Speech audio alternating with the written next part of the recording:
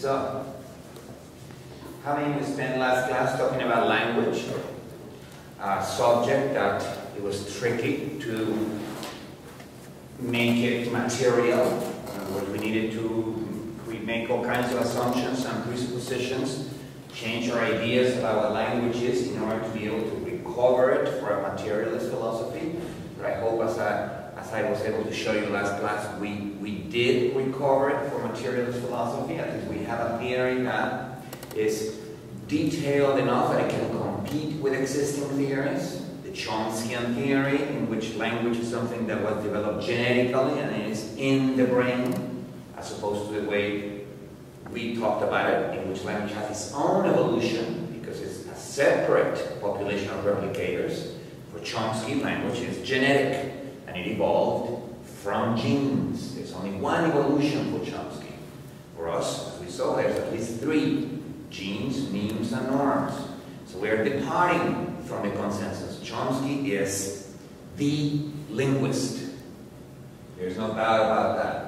So if you're going to have to fight against the dominant theory, the dominant account, well, you need to offer something with equal detail, something that sounds equally plausible. I'm not going to give you right now any more details about language. There's a lot more on that on the book where all of these things come from. I hate to plug my own books, but I'm going to do it anyway. It's called 1,000 Years of Nonlinear History.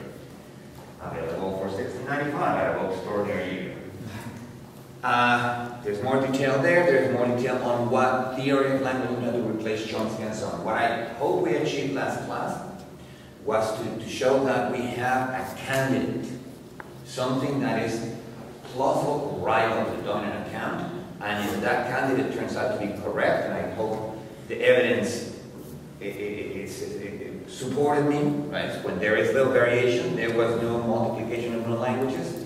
When there was a lot of variation, or the variation became centripetal, there was a proliferation of new languages. I say that counts as evidence for the version that we saw here. But unlike that class, where we had to struggle to be able to fit this within a materialist framework, the next two classes are going to have no problem whatsoever, because we're going to be talking about energy and transportation, that is fuel or transportation, particularly of cargo, but also of people, and the energy needed for that transportation to be carried out. If you're going to have any kind of motion in the universe, you're going to need energy to drive that motion. So talking about energy, talking about motion, talking about speed, those are all material entities. I doubt we're going to have any problem fitting this within a materialist philosophy. And on Saturday morning, we're going to be talking about warfare, not by itself, but by the effect that it has had on cities, and also by the way in which I'm going to argue on Saturday, larger entities, there's entities larger than provinces in our diagram, were typically stitched together by warfare. That tells you something about scale. Larger countries need a unifying war before they become an empire, before they become a kingdom, before they become a nation state. And so warfare is another one of those subjects that it would be hard to fit in a non-materialist philosophy. Because, of course, as I mentioned already, the battlefield itself is a social space. Animals do not fight wars. They may fight skirmishes between bands, but they do not have sustained warfare. It's a social space, but it's a social space in which ideas and so on play at most a role of lifting morale. That is, ideas do play a role, beliefs do play a role, desires do play a role, nationalist ideas, religious ideas. There is a role of increasing morale, increasing your willingness to fight, and they have played zero role once the battle has started, except of course for strategic and tactical ideas. The battlefield is a space that's almost purely material, inhabited by bullets, some of them projectiles, by shock waves, by fire, by corpses. So I don't believe we're going to have any problem whatsoever fitting that one into a materialist philosophy. The very last class, though, the mind is going to cause us a little bit more trouble. But for the next two classes, we're just going to cruise. Okay? It's mostly about data and a few ideas. I don't really have to strain myself. So, here's our two little diagrams that we've been using throughout the class. The time and the space diagram to bring us back to, this is 1300 AD. So that we can get started. I divided the temporal diagram by the main forms of energy that were used for transport or for anything else for that matter. The first 600 years of the millennium, the main source of energy was wind. The next 200 years, the main form of energy was steam. And the last 150 or so years, the main form of energy has been electricity. Now we've already been using the idea that cities are all about motion. The idea that things are constantly moving in and out of cities. Immigrants come in, immigrants go out. Imports come in, exports go out. Diseases come in, diseases come out. Money comes in, money goes out. Ideas, know-how, skills accumulate and then disperse. So cities, unlike the countryside, which is a much calmer place, a space where there is motion, but the speed of motion is kept typically at very low values, and life is calm. Towns and cities from the very beginning of their history have always been a place that have always been accelerators. Accelerators of personal time, in the sense that your life becomes more hectic, but also accelerators of the history of other things. Accelerators of community time, accelerators of organizational time, in the sense that communities change faster within towns than in rural villages. Organizations tend to reform faster and to be born and die faster within cities than out in rural villages. And cities in general have always been like electrical transformers. Taking flows, reinjecting them with energy and then sending them back out. In a sense, to speak of a city is to speak of motion. And to speak of motion is to speak of energy. So the curve that we've been drawing, remember that I have this little sloping down thing, not so much because people began to grow, because demographics stopped growing, they continue growing, or because energy stopped being used in more and more larger and larger quantities, but because suburbs began to compete with cities. And by 1920, they began stealing population from cities. That's the only reason I'm drawing that little thing that comes down here. But in reality, if we take suburbs as part of cities, we wouldn't even have to do that. I'm redoing it today because we will be talking about suburbs towards the end of the class. The curve of energy consumption, remember this is the curve of rate of urbanization, but the curve of energy consumption is almost identical. In other words, energy, the amount of energy flowing through Europe in the first 300 years of the millennium, so it witnessed an upswing, and there was a downswing in the use of energy. Then coal began to be dug out of the ground and began to be used industrially by early 1700s. There's an upswing both in the use of energy, the amount of fossil fuel that's being used, and in urbanization. And so the curve of energy usage keeps going up and up and up and up. Is that dotted line starting at 1800. To this day, there has not been a single year since 1800 in which the amount of energy that we use is less than the amount of energy we used the previous year. The amount of energy that we use in a decade, well, is less than the amount of energy that we used the previous decade. Continue to use energy. Hence, all the problems and questions that we have now about environmental questions, about the footprint of energy extraction techniques, about the finitude or the finite nature of certain energy reserves like fossil fuels, which are not renewable. And if we take this seriously and we project into the future, we see that we're going to be consuming more and more energy, and we try to find out what reservoirs that's going to come from, and we begin thinking, well, if we're thinking that it was going to be fossil fuels, we better think again, because that's not going to last that long. Of course, there's always solar energy, there's always a whole variety of chemical energy, which we just began to use with fuel cells. Fuel cells are motors, engines, but engines that produce energy chemically. The designs that are available right now, they produce energy by fusing hydrogen and oxygen into water. So what comes out of the exhaust pipe is actually pure water, which couldn't get any greener than that. The problem now is, of course, how do you get the hydrogen? The oxygen molecules are all over the place for free in the air. Hydrogen, which is the most abundant element in the universe, should be for free too, except that hydrogen is very reactive. It's always attached to something else, to sulfur, to iron, to oxygen, to carbon. And so you need energy to separate it out. That's done in a factory upstream from the hydrogen station where you would plug in to fill your tank with hydrogen and run your carbon fossil fuels. And of course, downstream the amount of pollution will be decreased, but upstream at the factory where hydrogen is being separated and purified, all the same problems emerge as the pollution and so on. So we're just, with fuel cells, we're just moving the problem upstream. However, it is not inconceivable at all, as a matter of fact, that we will develop a method to create hydrogen that produces a lot less pollution, and for the first time in history, we're going to be moving things without having to burn stuff. You know, burning stuff cannot possibly be very high-tech.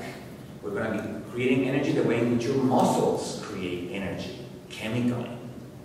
But I'm not going to be thinking about the future today. I'll just be thinking about the past. I'm going to spend quite a bit of time talking about wind in a second, so let's just move, just for the introduction, let's move ahead to steam and electricity. In both cases, we were able to use fossil energy, or for instance, the gravitational energy of the Niagara Falls, which was used to generate electricity to light the city of Buffalo in the late 19th century. I believe it was the very first city in the world to get electric lighting due to its relative closeness to the Niagara Falls. In both cases, the new forms of energy, we were able to use them, we were able to tap into them because we invented a new machine. The new machine is called the motor, the engine. Prior to 1710, there were no motors or engines. They were elaborate machines, to be sure, but they were clockworks, a very different species of machine. A clockwork can be something as simple as a clock, that's in the central plaza, but also a little automata that come out to kind of play little instruments and so on as the clock does its rounds. A clockwork can be a musical box. There are all kinds of different clockworks, and there were all kinds of automata designed in the 17th and 18th centuries. Europeans became very, very good at creating this automata. When Europeans went to China or went to Japan, they would bring musical boxes and they would bring elaborate geared mechanisms to show, as part of what the European culture is. But an automaton, at least the type created in the 17th and 18th centuries, had to be wound. Someone had to do the winding, and someone has to store muscular energy into a spring, and then push the button to let it go, and then the automaton would go through its motions and do its thing until that energy that was stored in its spring was cancelled out. In other words, an automaton is simply a machine to circulate energy that comes from the outside. A motor is different. A motor produces its own motion. Produces some motion in different ways. A steam engine, and I'm gonna leave for a second well, I can tell you right now. The steam engine produces motion in basically the same way in which the atmosphere produces motion. by putting together intensive differences. And the word intensive refers to properties like temperature, pressure, speed, density. Whenever you have a mass of air that's hot and a mass of air that's cold, you draw that down here. Let's assume that this is a map of the world. And normally, but a kind of meteorological map. When you look at a meteorological map, the main characters are, there is a pressure high in this area. There's a low pressure zone in this area. There is a warm front moving south. There is a cold front moving north. There is a mass of air moving slowly over a mass of air moving rapidly. Hot, cold, low, high, fast, slow. The moment you put those two things together, it's a spontaneous flow of air, in this case, moves from the hot to the cold, from the high pressure to the low pressure, from the high speed winds to the low speed winds. This is a spontaneous process, and it's a spontaneous process that operates throughout the universe. So this intensive map of the Earth is one that does not include coastlines or land masses or anything like that. It's an important map because it's a map of how the energy that's stored in the atmosphere circulates and is made to circulate and creates weather patterns. Of all solar energy, let me just separate this out, it's a separate subject here. Of all the solar energy that comes into our planet, 70% used by the atmosphere. Well, is really, and I'm going to write this down, by the coupled system atmosphere hydrosphere. Because what we really have here is a coupled system air, oceans, and rivers. It's that coupled system that absorbs 70% of all solar energy. Of the rest of the 30%, I mean of 7% used by life. We saw the other day, of course, that living creatures need solar energy because all food chains begin, at least all terrestrial food chains begin with photosynthesis. And therefore, you're binding into the solar stream, you're converting electromagnetic energy into sugars, and then, giving rise to food chains. But of all the solar energy that comes into our world, only 7% is used by us living creatures. The majority is used to power the climate system. And that just goes to show you how much energy there is up there. That is, of course, the energy that drives the different wind currents, and via a sail you can tap into those wind currents. A sail is a mechanical device. A sail is a human invention, a technological object, and there's all kinds of different designs for sails. But you need a technological object to tap into that energy that is there, available for the taking, as long as you create some kind of a channel through which you can make it useful. Well, a steam engine is like this system in miniature. I'm not going to raise this because it's distracting. It is like the weather system that is driven by intensive differences, only in miniature. Well, as small as you can get with a steam engine, but clearly smaller than the planet. You have on one hand a boiler that is being fed by a worker with coal. The coal is being burnt to keep that boiler hot. And on the other hand, you have the earth itself. The soil is cold enough to serve as a reservoir of coal. So now you have a reservoir of hotness, a reservoir of coldness. All you have to do is put a cable, a wire, or anything connecting the two, and there will be a flow of energy going from one to the other. A flow of disordered energy called heat. Hence the name of, you know, the steam engine is also called the heat engine. In other words, what matters here is not the physics, is the idea that differences in intensity store energy. A difference in intensity is like a gasoline tank. It stores energy that can be used to drive processes.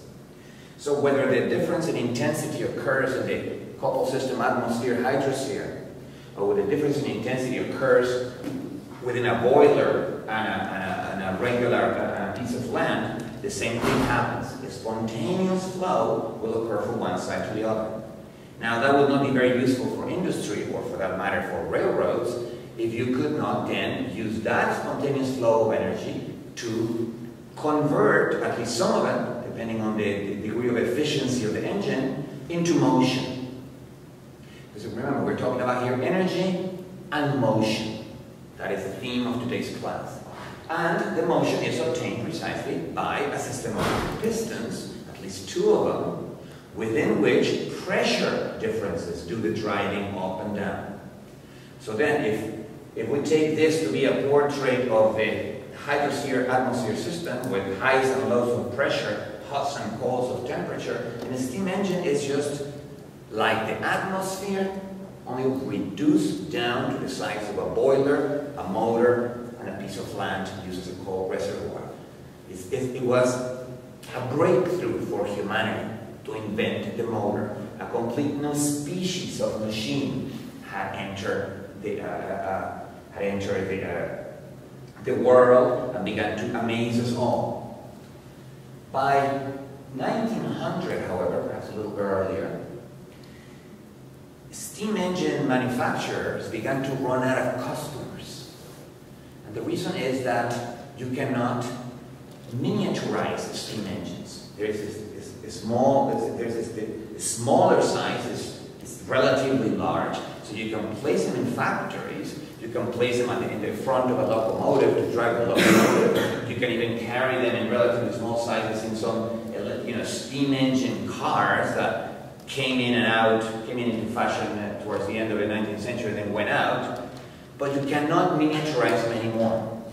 And the problem with that is that if you cannot find new customers for those motors, then the consumption of energy would have slowed down.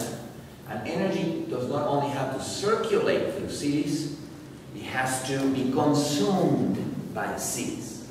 So electricity came to change everything. Electricity was discovered for a variety of purposes. Well, we knew about electricity for several hundred years. Static electricity was the sparks that sometimes, perhaps when you rub your shoes on a park or something like that. The scientists had already studied electricity. In the 19th century, they began to invent electric motors. At first, they were just part of experiments in laboratories like those of Faraday.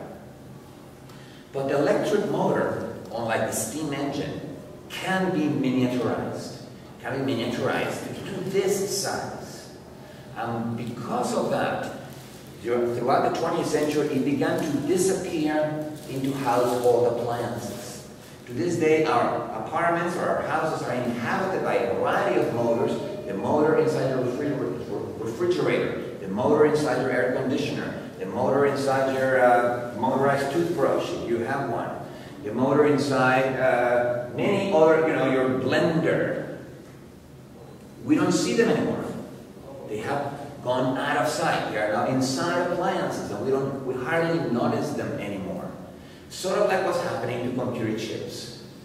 Computer chips were perfectly visible when the housing was a desktop computer, and you could see it, and this is the computer, and it has a chip inside. But now that every appliance is coming with a chip, and once the Internet of Things comes to life, that is, once every appliance everywhere is given an Internet address so that it can be linked to the web one way or another, then chips will have disappeared in the same way in which electric motors disappeared. But the most important thing for our purposes here is that electric motors multiply the uses of energy. Electric motors made possible all the appliances that I just mentioned to evolve during the 20th century, and with every new appliance there was a new use for energy. To vacuum, to refrigerate, to brush your teeth without having to move your hand, you know, which is of course very, very hard. And that kept energy consumption high. Therefore, the curve never slowed down, just continued going up and up and up, thanks to electricity. Now, it may be that we will reach a point of saturation of electrical energy, and that suddenly consumption of energy stops or slows down. But perhaps at that point, fuel cells, that is chemical engines, will now take up the slack and begin producing new generations of appliances, new generations of machines, new generations of objects, technological objects, that will continue the consumption of energy indefinitely. We don't know. As I said, this thing can occur for a variety of reasons, including the exhaustion of our reservoirs, including a lack of timing between the time when oil is gone and the time when we have the new materials ready. Another point that I should make, I'm putting wind at the beginning as the dominant form of energy, but you remember too that there was a flow of food because of the agricultural revolution between 900 and 1000. You know, the horseshoe, the horse harness, and biennial rotation, which increased the amount of food and therefore the amount of energy through the system. I'm using this because I'm talking right now strictly about transportation. Now, the third quantity, energy, motion. The third is speed. Speed, which of course is changed with motorized transport, and it changes in different was responsible for the differences in the cities that we have noticed so far. Remember, we made a distinction between landlocked capitals with a characteristic hierarchical distribution of sizes that I've been drawing using Crystaller's diagram. So each one of those triangles corresponds to one of this, in which the lines are roads, and roads which were long enough. I mean, the distance of the roads was calculated by how far would someone be willing to walk on foot to get the services offered by the next larger town. See, most people did not have horses. The distances at the time were calculated by how long does it take you to walk by foot to the next town. So towns emerged and began to multiply in this type of arrangements as relay points. Given the viscosity of terrestrial transportation, that is the extreme slowness of terrestrial transportation, you needed a lot of relay points, because in the absence of wide availability of horses, and horses were always expensive, certainly not for the masses, people were expected to walk by foot. So from the tiny little towns that may not have had a church, people had to walk every Sunday to Mass at the next larger town that did have a church. And so towns were located to one another at certain distances determined by the speed of transport, in this case by the speed of walking. The other type of cities that we talked about, gateway cities,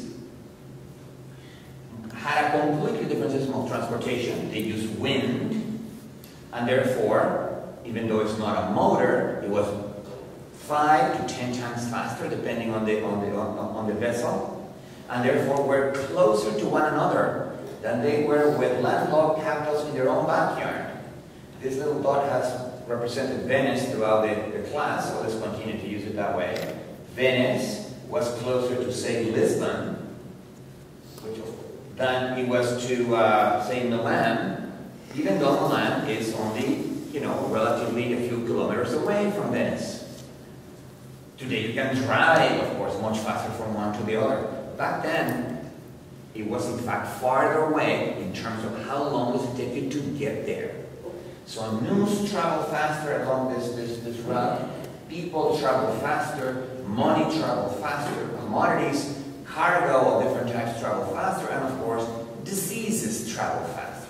We've already seen how the rats whose fleas carried the bubonic plague moved extremely fast in about 30 years from the point of entry that must have been Venice.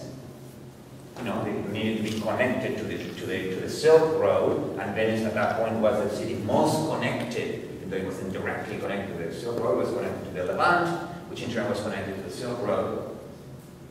And from there to northern parts of Europe, in a couple of decades, had this system of fast transportation not existed, rats probably would have been stopped. You know, the bubonic plague would have attacked the southern part of Europe, not the entire Europe. It would not become a pandemic. So, that is in very rough detail, the story that we're going to be telling today. What we want to know right now, though, is given this relationship between energy, motion, and speed, how did that affect history? How did that affect colonialism? How did that affect, ultimately, the shape of cities? So let's begin with that side of the blackboard then. I'll raise this in a second. This side of the blackboard shows the wind circuits of the Atlantic. Intensive differences in speed or pressure, when they are high enough, can produce spontaneous rhythmic motion in the air, spontaneous rhythmic motion in water, spontaneous rhythmic motion everywhere. That spontaneous motion is called convection. And the self-organized wind going around and around and around is called a convection cell. As I mentioned yesterday in one of my answers to somebody who wanted to know about the ecology of buildings, I said, well, you know, if you want to get ecological, then get rid of air conditioners. Design your building in such a way that it embodies an intensive difference. Put a material on the side that faces the sun most of the day that absorbs heat, and therefore it's going to be very hot. And then put a material that has very low heat conduction on the other side that's facing in the other direction. And now you have hot and cold. If the intensive difference is large enough, at a critical threshold, a spontaneous, self-organized, circular flow will emerge. I cannot explain to you guys right now how this is done, but the mathematics is perfectly clear. Everybody knows about convection cells. Convection can occur in all kinds of fluids, not only air, and it's a perfectly well understood physical phenomenon. It's not something that it is, you know, hard to believe. Nevertheless, it is a form of self-organization of fluids, because to maintain a circular motion constantly, well, it's almost a form of pulsation. It's almost a beating, it's a rhythm. We tend to think that things that have a rhythm need to be alive, need to have a heart to beat, or in the case of bacteria, need to have some kind of metabolic cycle, you know, sleep, awake, or feed, satiation. You know, and those cycles we tend to associate them with pulsating things that are alive. Well, if spontaneous pulsation is our criterion of what is alive, the spontaneous pulsation of air in the form of round winds or circular winds is a way of saying that the planet Earth, or the coupled system, hydrosphere, atmosphere, has a form of life. This, by the way, I'm not just adding it out of nowhere, is precisely what the Lewis calls a body without organs. Not that it matters for today's class at all.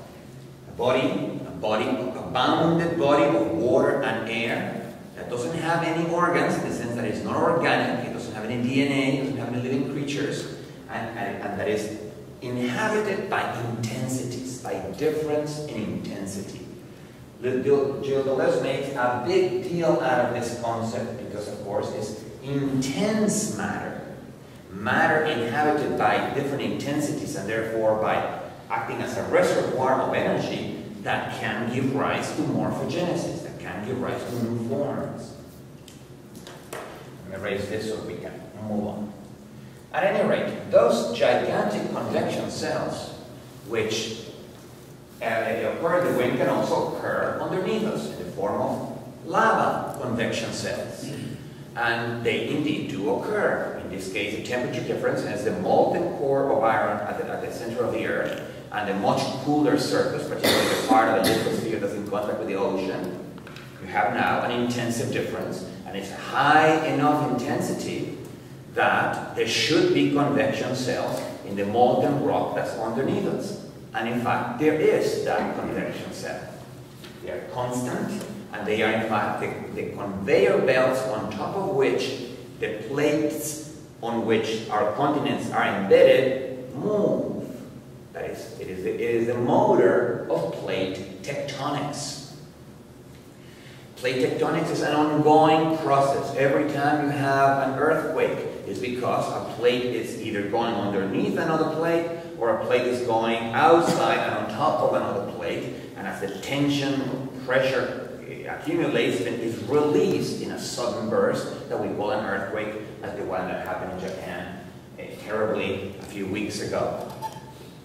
But it is continuing all the time. Mountain ranges like the Himalayas or the Rocky Mountains are simply the product of the clash between those plates. In other words, they are lithosphere that maybe at some point was underneath the ocean, forming a sedimentary rock that's being crushed or folded as the two plates clash against one another, and as it falls, it becomes a folded range of mountains that we call the Himalayas, the Rocky Mountains. Certain parts of the Tibetan plateau are still going up a few millimeters a year, or 1 millimeter a year, I think. A negligible quantity if you are an army that's invading Tibet, but nevertheless, the fact that, and you need lasers and so on to determine that it's going on 1 millimeter a year, but the fact that it is going 1 millimeter a year up means that the plate on which India is riding is still clashing against the plate on which Central Asia is embedded. These are ongoing processes. However, they have had different effects on human history depending on the period that we're talking about. So let's concentrate right now on the period, the second part of the wind period. Now, the westerlies, the trade winds are convection cells, gigantic, self-organized, circular convection cells, rotating clockwise or counterclockwise. I'm not drawing the full convection cell, I'm just drawing the general direction in which it is circulating. The trade winds are a gigantic convection cell that blows from Europe to America. The westerlies are a gigantic convection cell that flows from America to Europe. And as it happens, in the southern hemisphere, there is a symmetrical copy of the trade winds in the westerlies blowing in opposite directions. In the middle, there is a place with no wind at all, called the doldrums, which of course was a scary word for sailors at the time, because without motors and only with sails to move, if you were caught in the doldrums, you were caught in the doldrums. There was no way of getting you out of there. There was no wind whatsoever. I'm putting it there just to kind of as an adornment. The important thing about this diagram is this, guys. The civilization who first conquered the circles of the Atlantic was the civilization that eventually made it. The cities of Europe were the first ones to conquer the circuits, and therefore were able to eventually send 50 million people to the New Europe, as we saw in another class, and give, that Caucasian tsunami that we talked about, and give their colonial adventures staying power. As we saw, the Crusades were also very massive movements of people, but did not have staying power. They were eventually recovered by the locals. But the 50 million people that came here to Argentina and to other parts that are not being drunk here, like Australia and New Zealand, are here to stay. No one is kicking us out. And the reason why is we were way too numerous. But that would have never happened if someone had not conquered these winds to begin with. Now, when everything was dominated, say, before 1500 by Genoa, by Venice, and people were navigating along the Mediterranean, or even Asian cultures navigating in the Indian Ocean, that gave you the wrong type of training to conquer the circuits. And it gave you the wrong type of training because at all points you were relatively close to both coasts. And so you basically could navigate near the coast. It was kind of very hard to get lost in the Mediterranean. Right? You knew the local winds, but you also knew that if you were immobilized by lack of wind, the wind eventually would return, and you could, you know, touch base or embark at both coasts, which were relatively visible from both sides. It was not really an adventure. And there have been so many centuries of navigating the Mediterranean since the Roman Empire and before, the Phoenicians and so on, that they were very well-known waters. The same applies to the Indian Ocean. But to conquer the Atlantic, one needed to take the trade winds on the way there and then do something that no sailor in his right mind would do. Move up, away from the winds that brought you, and try to catch a wind that blew in the opposite direction. There's a convection sail that was going clockwise instead of counterclockwise. That the sailors didn't know, but nevertheless that is what it was. And no one with training in the Mediterranean would have done that. So the first ones to do it were the Portuguese. Lisbon. Lisbon, I'm going to put it here so as not to disturb that. Portuguese had not only discovered how to go around Africa and then emerge on the other side in the Indian Ocean. That was already a major achievement because they broke the monopoly that Venice and Genoa had over access to the Levant and to the Silk Road and all these valuable luxury goods. Now you could go to the same place and go through a entirely different route and actually do it. But Lisbon had another characteristic that I'm going to draw in this side of the board. It was nearby several islands, including the Canary Islands, which sites I'm going to exaggerate for the purposes of illustration, which happened to have a similar double wind, a much smaller scale, but nevertheless there was a prevailing wind that took you to the Canary Islands, then you waited, and there would be another prevailing wind that would take you back. The Portuguese, Lisbon was a city, by the way, throughout the 1400s, where most of the know-how about the seas and about the winds was accumulated. Henry the Navigator, which was the king of Portugal for a long time in that century, promoted mathematical studies about this, promoted the creation of better compasses, promoted the creation of better maps. It was invested money in cartography, invested money in technology, invested money in the creation of new caravels and new designs for ships, but also promoted the accumulation of knowledge and the codification of knowledge that has been learned about winds and prevailing currents. So when the Portuguese mastered this small-scale circuit, they eventually gave this strategy a name. It was called Volta do Mare.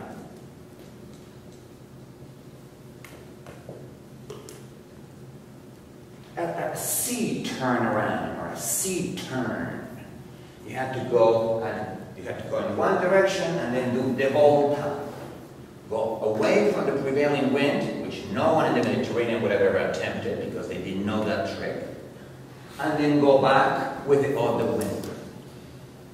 So once the Volta de Mare had been established and became part of the lore of seamanship and sailors throughout Europe, a sailor from Genoa, his name being Christopher Columbus, there's a sailor from a city that was a gateway, that was a maritime port, and who was familiar not only with cartography but with the Volta de Mare, decided to try a similar trick in the Atlantic. Of course, as we know, Columbus did not know that this chunk of land existed.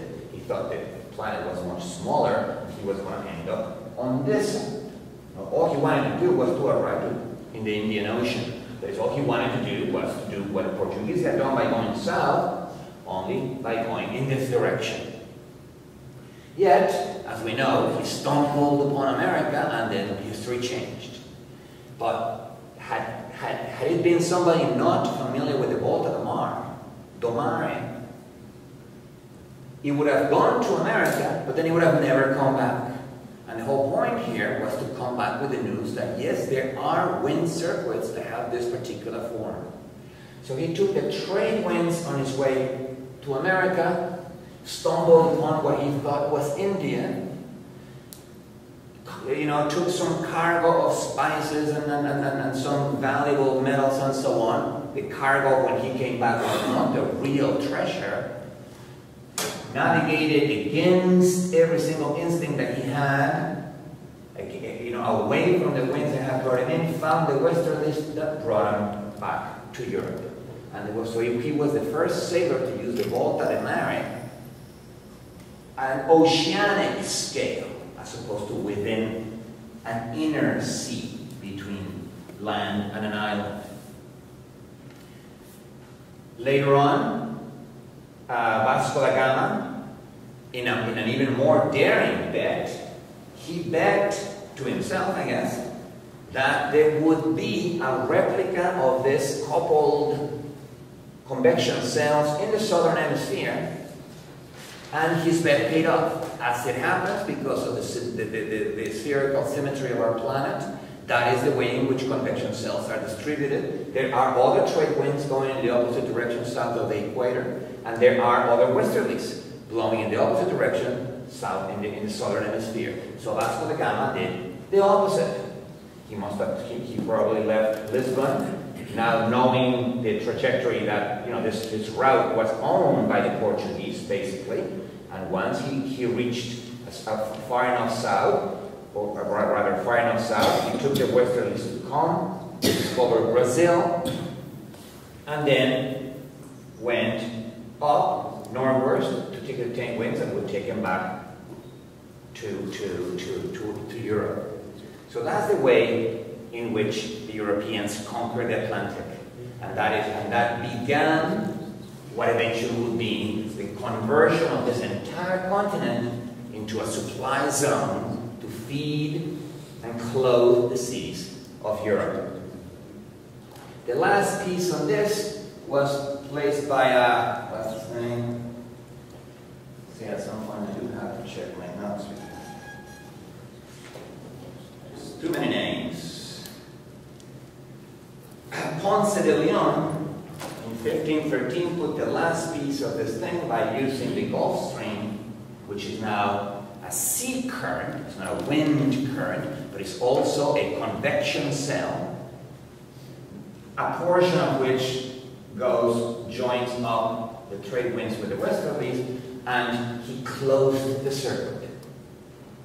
This is the Gulf Stream, right? It's an ocean current that's going to carry you as long as you are in the ocean. And the circuit was closed and eventually routinized. This is 1513 when Ponce de Leon added the last little piece to the puzzle. In the years between 1513 and 1600, this became routine. Routine, of course, for cargo ships, merchantmen, as they were called. But there were enough scheduled stops between the different ports that this had created and other ports that had been created earlier in Asia, pre-existing ports in Asia, pre-existing ports of different European colonies along the way, that by 1600, a determined individual who knew all the schedules could actually travel around the world in about 4 years. You needed, of course, a perfect timing because you needed to know what month, what day of the month every ship lives, and you may have to live a little bit in one city waiting for the next ship to live. But no one did it, but today is calculated that a determined, the circuits had been entirely closed by 1600. There were enough merchantmen. Of course, it was not easy to do, but a determined individual who knew all the information about the scheduling of all those merchantmen could actually travel around the world by 1600. No one did it, but it was possible. And the only thing that matters right now is how these highways in the sea were eventually mastered and how eventually became populated with more and more sea vessels. Let me move on.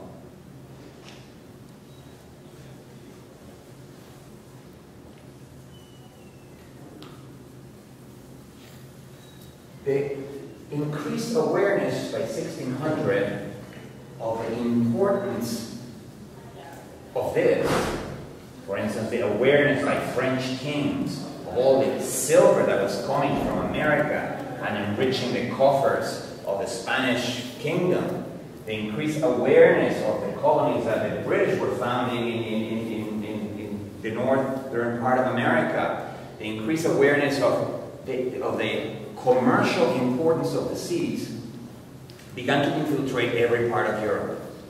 Now at the time, 1600, there are not real standing military navies. Not even Britain, which is famous for its standing military. I mean, England, Britain, doesn't exist yet. It's famous by the fact that it almost never fought wars with an army. It perfected the blockade with its navy, and in order to do that, you need to have a standing military navy. However, even the navies like the Invincible Armada and the British Army that fought the Invincible Armada from Spain were put together for that battle. They were not standing navies. What there were standing commercial navies. Venice already had a standing commercial navy, that is a series of large ships that are constantly going in and out, and Spain had a standing commercial navy. But soon, leaders from different cities and the nascent kingdoms, like the emerging kingdom of France, began to realize that this was not only of commercial importance, but of military importance. And so the age of city planning began. Let me just write down my names here. I want to concentrate on a particular area because it's the most significant. The reign of Louis XIV, the Sun King of France, which is 1661, 1715. Louis XIV was the great, well, together with his minister Colbert, very capable bureaucrat, perhaps the first incredibly smart bureaucrat, who was the one who would implement the desires of the Sun King, began to engage in city planning. I already mentioned one city that he did, Versailles. He tried to change the capital of France from Paris, which was full of rebellion and full of people who disobeyed and had grown in a haphazard kind of way, and therefore was a million little cul-de-sacs and little streets and so on. A planned city like Versailles. And with Colbert, worked with the architects in order to make sure that every building in Versailles expressed the power of the king, expressed the majesty of the king through its adornments, but also through its scale. As I said, it was the first city that had tree-lined boulevards, that had a geometric layout, that had regulations making facades be flushed with one another so that the street would kind of frame a vista, a sweeping vista, which might have been punctuated by an obelisk or a monument or something like that. All of those ideas of what eventually became Baroque urban planning, the grand manner, eventually was called, of city planning, and then exported to many other cities, were begun in part, or at least were systematized by Louis XIV.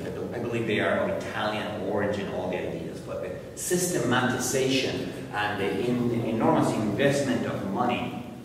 So, in addition to doing Versailles, Louis XIV began to think about maritime ports. Began to think about it in both commercial and military terms. So the first thing he did is to commission a study of existing ports.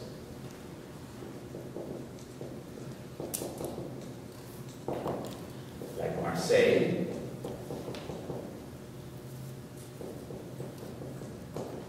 Bordeaux,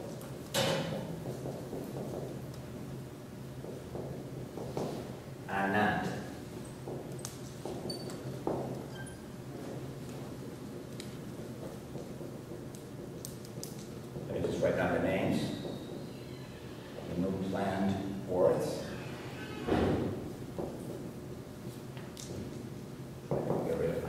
here. Set, rest, orient, and working forward.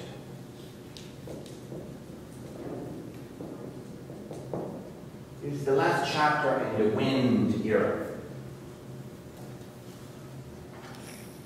What's interesting about this is that Louis XIV already Colbert. I mean, whenever you ascribe something that was done at the time, Louis XIV would be like the one, you know, having the grapes and it was Colbert who was actually implementing these things, hiring the experts. Colbert goes and hires a bunch of expert cartographers, a bunch of expert geographers and so on to go study the coast of France and go find out, well, how are we doing? Remember, this is already 1661, so if by 1600 you can go around the world, if you're determined enough, in those 60 years this had become routinized, and now it became part of the task of a statesman to watch out about, you know, to construct a standing navy, both for commercial and military purposes. So the very first thing you needed was to find out, well, what are our resources? You know, we are a landlocked country. Our capital is landlocked. A bunch of our regional capitals are landlocked. We have neglected our ports because we are not exactly a port kingdom. So go find out what do we have. Well, we have Marseille, we have Bordeaux, we have Nantes. Yes, how loyal are they to the crown? Well, Your Honor, I mean Your Majesty, not very loyal. Why? Because they are tied up to Venice, Genoa, Lisbon, Antwerp, Amsterdam, London, much closer than they are to the landlocked cities in their own backyard. In other words, being part of that network of cities made you less nationalistic, made you less, you didn't really belong to the land, you belonged to the sea. And so you interacted much more often with people from all those other cities. To this day, by the way, that network still exists, and what we call globalization has been an effect mostly of those cities, of cities that don't quite belong to the nations that they are formally belong to, and are, cities like Rotterdam, it belongs formally to Holland. But like Amsterdam, it has always been a city looking outwards with much more respect for other ports and other maritime cities than for its own capital in Holland. So the same thing happened here. Colbert sends his people, and they come back and say, look, we cannot trust Marseille, we cannot trust Bordeaux, we cannot trust people in Nantes. They are hybrids, they are not really French. So they decided to, well, they were going to have to create new ports. We did Versailles, how hard can that be? So they sent, again, a series of explorers, a series of cartographers and geographers to find the better places. What they needed, the qualities they needed, which they found in the places where these ports were eventually introduced, were the following qualities. Remoteness,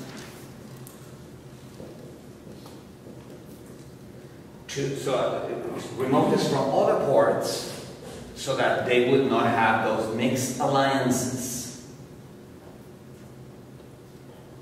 Defensibility. They were already planning them in terms of a military port. Defensibility meant both having a bay or having some kind of a geographical feature that would allow you to bombard incoming ships from different places, as well as being connected to a river or something that would allow you to supply that port with military supplies in case there was a battle there. They needed large size, because at the time the vessels were getting larger and larger, and they needed, of course, accessibility to the major sea routes. Not exactly four qualities that can be satisfied simultaneously. And yet, in a very planned, very rational kind of way, Colbert and his people went about finding ports that pre-existed there. Which ones are we going to build into a large port that's going to house the French standing navy and the first commercial navy? And they created these 4 ports. Now, there's much more to be said about the air of wind, but I'm going to have to move on, guys, to the next chapter on this history, the era of steam.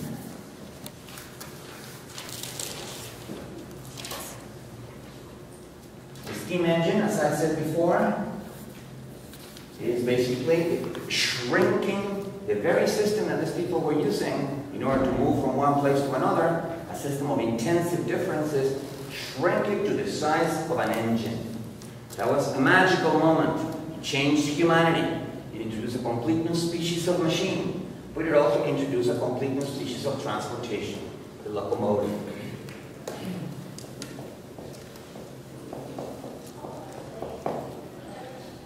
Now, locomotives, of course, could be used for the transportation of cargo, and they were highly used for that purpose during the Industrial Revolution.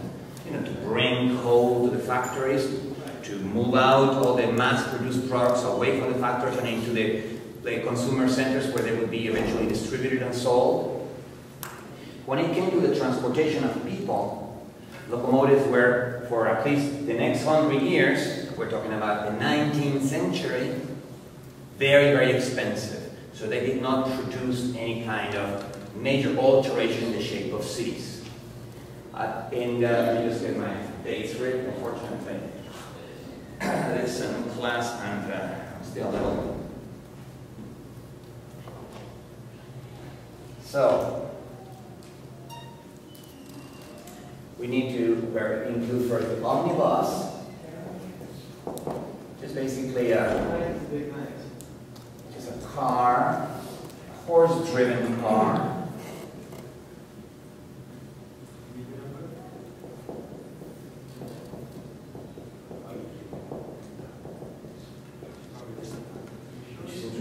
France in the 1820s. In New York, they make an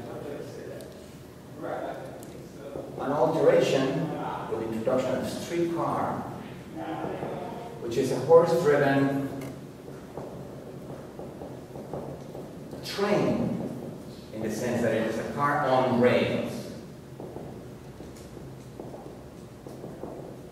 And that was the beginning of mass transportation. That was the beginning of transportation for the people. But locomotives remained outside of the purchasing power of the masses. So they did not have a very large effect, for instance, the creation of suburbs. So locomotives come into their own when the fares become cheap. And therefore I want to skip my story all the way to the late 1900s. This is now the east coast of the United States, the city of Boston. Boston is really the city, the most experimental city in terms of new transportation technology in the 19th century. Many of the things have been invented in Europe, but they only came together in the United States, and specifically in the city of Boston. The city of Boston is the first to institute the nickel fare. It's a flat fare, right? Flat fare that was cheap enough, and flat meaning if you're going to travel 3 stations, well, it's the same fare as if you're going to travel 20 or 30 stations. And it was the flat fare that began to make the railroads available to the masses, and it was thanks to that that it began to have actual effects on the shape of cities. Before that, it was omnibuses and streetcars that were doing most of the job. Now, there are several things to notice about locomotives. First of all, they are massive, and they take forever, for the same reason, to accelerate and to stop. And therefore, you cannot have very frequent stops in a locomotive. You will have you need to at least 20 kilometers to get them up to speed, and therefore to utilize this fuel efficiently, and then it takes forever to stop. So you needed to plan your stations at long and a distant enough interval to make this into something efficient. And another characteristic that they came to have is that they tended to adopt divergent patterns, as they did in Boston with the three main railroad lines that converged in the middle of town, with long distances between stops.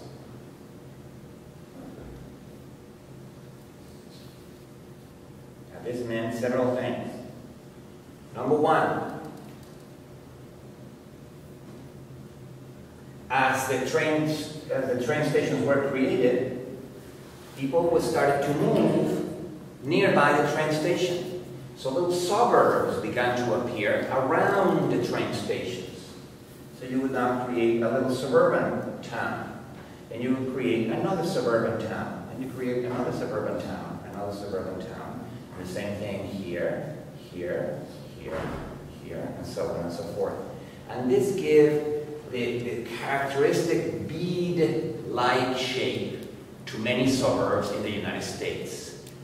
In other words, this kind of string of beads with one pearl, then some string, then another pearl, then another string, you know, which is characteristic of many suburban areas in the United States, was born because of the locomotive, because of the needs of the locomotive, of having long distances between stops.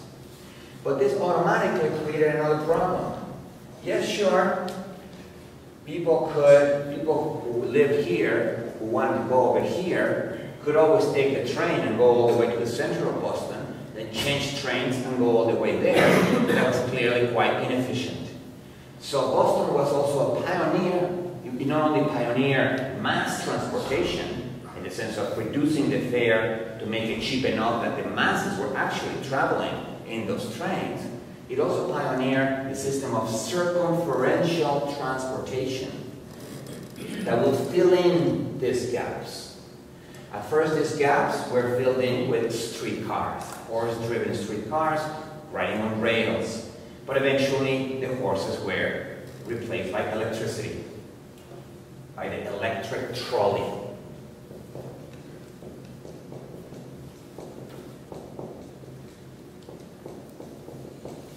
The electric trolley is born in Richmond, Virginia, in 1888, but it is adopted massively only in Boston, and because Boston already had this to work. In other words, in Boston there was already a need for circumferential transportation. This is what I mean by circumferential transportation. These kind of outer rings that needed to be filled with some form of transport.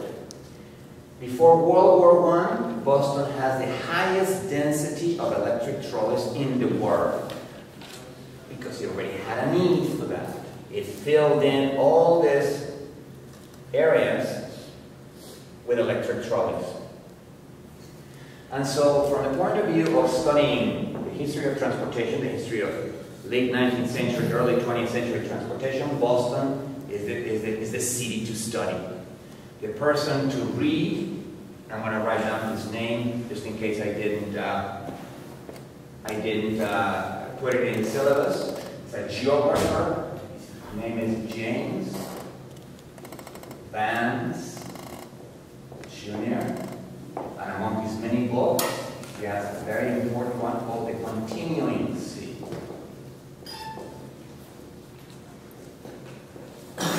Geographers have always been my favorite social scientists because they, with some exceptions, some postmodern geographers, they can never forget about materiality.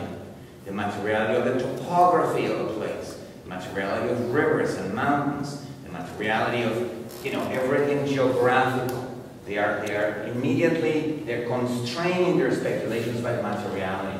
And James Vance Jr. is one of those geographers that that departs from the traditional geographical traditions, you know, of talking about only topography and so on, to include also transportation. So, what, in addition to shaping suburbs, what other consequences this system had in Boston and elsewhere? Because this was repeated in several other cities in different forms. I'm using Boston as my main example because it was the first one to get there, and it was the first one to put together, to solve all the different problems that the system involved. Well, in order for transportation to change other aspects of cities, you need to change those practices of human beings that are routine. Cities change so slowly that a change in your practices that occurs from one week to another is probably not going to have a big effect in your city. Not even a change in the practices of a community. What you need is a change in the routine practices. And the two main routines that humans have that you can count on the fact that this is going to happen is the journey to shop to the local market, to shop to a farther away with a marketplace with more stuff, and the journey to work.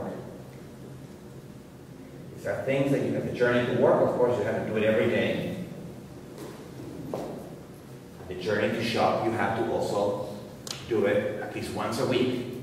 So if you change these practices, then you begin to change a city. Because everybody has to do the journey to shop, and everybody has to do the journey to work. So you begin changing cities.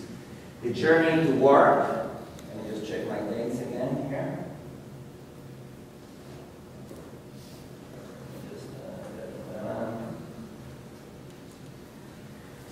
Was first changed in London via the railroad that began to create the first commuter towns. Once railroad service became reliable enough, at first it did not have to be cheap because the first suburbs were not working class suburbs, were upper middle class suburbs, and the suburbs were growing around the train stations anyway. So it began to create commuting as a practice. That is the first change in the journey to work. The creation of commuter towns. Boston followed suit almost immediately, and many of these towns became commuter towns. And this is indeed how they grew. They had to journey every single day to Boston, but then they could take the train back and go back to the commuter town. Prior to that, most people, and indeed, even at that time, most workers had to live at walking distance from their factory. So neighborhoods would be created, working class neighborhoods around factories, and that is how workers got to their job. But with the flat fare created in Boston, and that was cheap enough to start creating working class suburbs, the first commuter suburbs for workers began to sprout, began to be created, and all of a sudden a whole culture of commuters, which is of course entirely familiar to us today, began to develop. That changed, as I'm going to mention in a second, the relationship between suburbs and the city, a relationship that was made even more, a break that was made even more drastic with the advent of the automobile. But it was first the railroad that changed the journey to work. The journey to shop also had tended to be, for the longest time, local. You had a local marketplace. You went to your local marketplace for your food. Certain items that were hard to get locally, you would choose a particular day of the month, and that day you would travel farther to perhaps another town where they had a bigger marketplace and where you could get more of their stuff, or to another part of the city that was better provided. The journey to shop was also altered by the railroad, because at the point at which railroads met in the center of the city, there was all of a sudden an enormous amount of foot traffic. Everybody coming out of, say, Grand Central Station and Penn Station and so on is all of a sudden available as consumers. So the first department stores, and by department stores I mean stores like Macy's or Bloomingdale's, that is, stores with several floors that cater to everybody with different, you know, have a clothing department, have a male department, have a female department, has a tools department, has a couple of different departments. That store, as a type of organization, did not exist. The first department store is born in Paris in 1850 or in the 1850s. It's a several floor fancy store near the train station. Department stores also began to sprout in Boston around the confluence of the 3 train stations, where you could maximize the amount of traffic that's walking up and down the street. So with the department store, a journey to shop was also slightly altered. Now, women from outer suburbs that were perhaps classier began to not only shop locally, but began to go into the department store in the middle of the city, perhaps once a week, perhaps once every 2 weeks, to buy certain things. Studying the department store is actually interesting in a whole other variety of ways, not only as it relates to transportation. Department stores are the first stores that begin selling clothing for men and women in standardized sizes. Now, that is not very surprising to us right now, because you might not go into any store and you buy pants that are, 44 by, 30 or something, and you know your size, and that is your size. But prior to 1850, there were no standardized sizes. I believe that in the United States, the source of standardized sizes for men clothing was born out of the needs of the Civil War. That is, the need to create uniforms, that you could not basically create a uniform for every type of soldier, so you had for the first time to divide things into different sizes for waist, different sizes for height, different sizes for, leg length, and so on. I don't know, to tell you the truth, what is the source of standardization in the sizes for women's clothing. That might be an interesting subject to explore. I could almost guarantee that they were born in Paris or in France somewhere before the department store began. But we know that it had to come before the department store because the department store specialized on that. Clothing that was already in standardized sizes. So the journey to shop, the journey to work began to be altered by these innovations.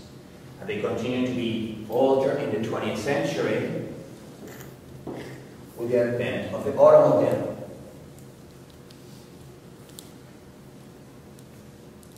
Automobiles, of course, have a different type of engine. Internal combustion engine that, although cannot be miniaturized to the extent that electric motors can be made small enough to be put under the hood of your car. And therefore, for the first time, allowed for single-person transportation as opposed to mass transportation. That began, of course, to change the shape of the suburbs. Suburbs didn't really have to be located at train stations anymore. You could now go out there, appraise a large piece of land that didn't really have to have any mass transportation connections to the city, because you know that as long as you build a highway or some kind of road, people would use their cars to shape both their journey to shop and their journey to work, which were the 2 main things that these people had in mind. And so by 1920, as I've been saying from the beginning of the class, suburbs for the first time begin to compete with cities for people, and in fact begin depleting cities of their people. By the 1950s, most suburbs around the world, but particularly in the United States, are growing faster than central cities. Central cities start to become abandoned, and entire neighborhoods start to become abandoned, and begin a process of gentrification. The process of gentrification, which is followed in many cities, is roughly like this. An industrial part of a city, for instance, gets abandoned because now industry can have trucks, can have a variety of motorized vehicles to move the goods. Before that, it had been the railroad, of course, but now there was greater freedom to create industrial hinterlands, like the one we talked about in another class. And so they would abandon an entire area of the city, such as Soho in New York City, which was an industrial area, It looks industrial, it was industrial up to the 1930s and 40s, it gets abandoned. Cheap rents in those abandoned places begin to attract new immigrants, particularly immigrants from other countries. So those places became typically ethnic neighborhoods because of the cheap rents.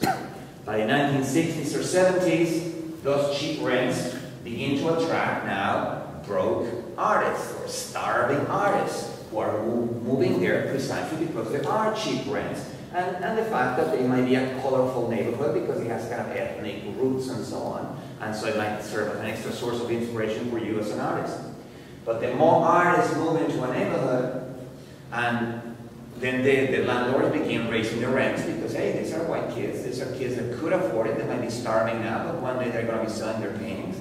Rents start going up. Immigrants start moving out. The place starts to become an artist neighborhood, like Soho was for a decade or two of its existence. Finally, once there is enough relatively well-off people in that neighborhood, all those funky galleries and performance spaces and things that used to be there now began to be changed into boutiques and fancy stores and so on, like Soho is today. Soho is not the place to go anymore to see art. You go to Chelsea in the 20s in New York, you know, West 20s. You don't go to Soho. Soho is basically a boutique place. Now, I'm not saying that this process occurs in the exact same way over and over and over again, but it's of course it's an example of what geographers call a land use succession.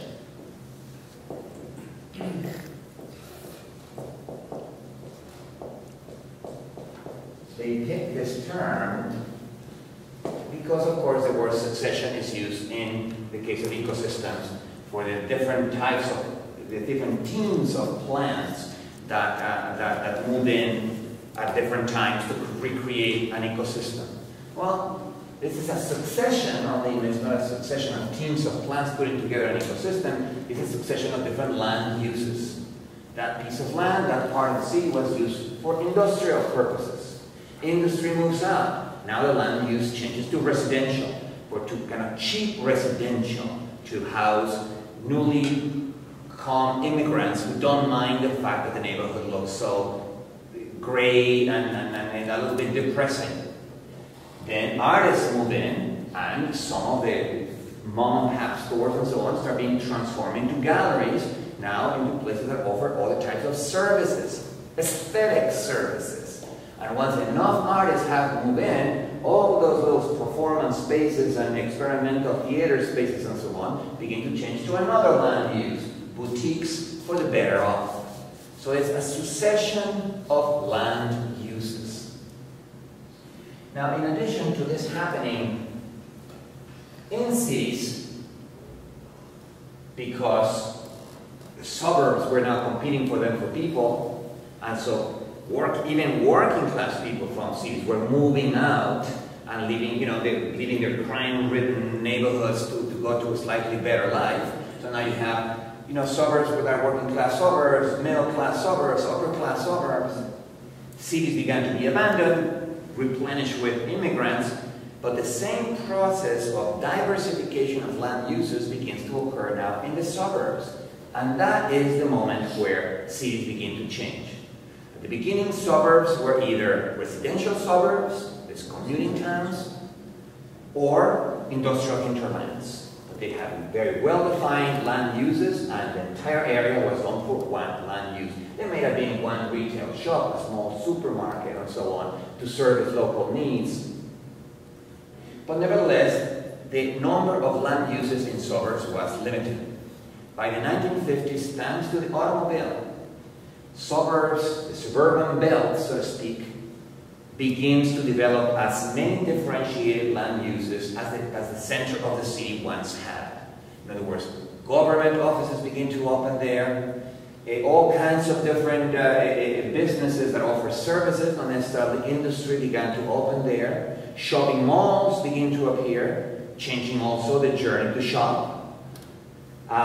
Residential neighborhoods begin to appear around those. So now the journey to work and the journey to shop, beginning roughly in 1950, start not passing through the city anymore. And That is very important. In other words, there's enough businesses now in the suburbs that you can find a job in the suburbs. So your journey to work is not anymore a commuter. You're now working, I mean, you have to drive to work, but you never enter the city anymore. And your journey to shop begins to change too, because with the shopping mall and the opening of department stores, branches within the shopping mall, it makes it completely irrelevant to have to actually go to the center of the city to where all the railroad lines meet to go to Macy's or to go to Bloomingdale's. There's a Macy's in your shopping mall now. There's a Bloomingdale's in your shopping mall now. That changed things completely. Because once the journey to shop and the journey to work don't pass through the central city begins losing its old identity. It doesn't lose it completely, but its identity becomes fuzzy. This is something that I have already mentioned in another class as part of an answer to a question. Whereas in the Middle Ages, most cities had a wall, was both a defensive wall, but also it was the wall that marked the limits of the city. And if you were on this side of the wall, you could say, I'm not in the city, and you're on this side of the wall, as I am in the city. It was important back then, of course, because cities were renting that land to feudal lords, to a bishop, to a prince, to some baron. And they needed to establish perfectly clear where the borders of the city were, because the cities entered into a contractual relationship to feudal landlords. We're going to pay you collectively rent for the city, for the land where we're building the city, but our laws prevail within our walls. So that if a serf escapes from a manor, potato, I don't even know which one it is, and because 6 days of forced labor are way too much and escapes from the manor and is accepted into the city, in cities typically 1 year residence was enough for you to be able to apply for your citizenship of that city.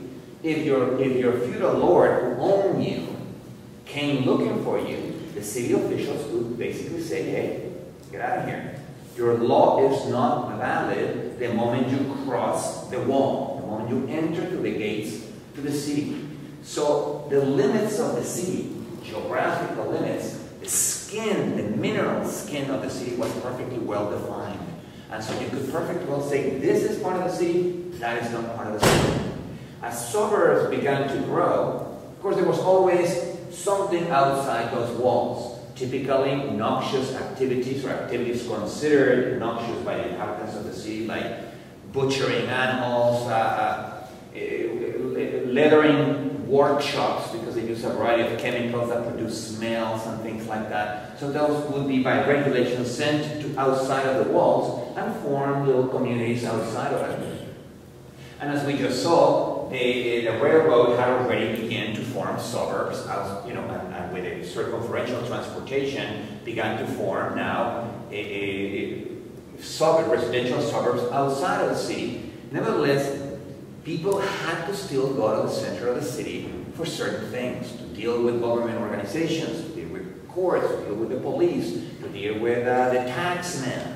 They still had to go there to deal with certain businesses, to find work, to do interviews.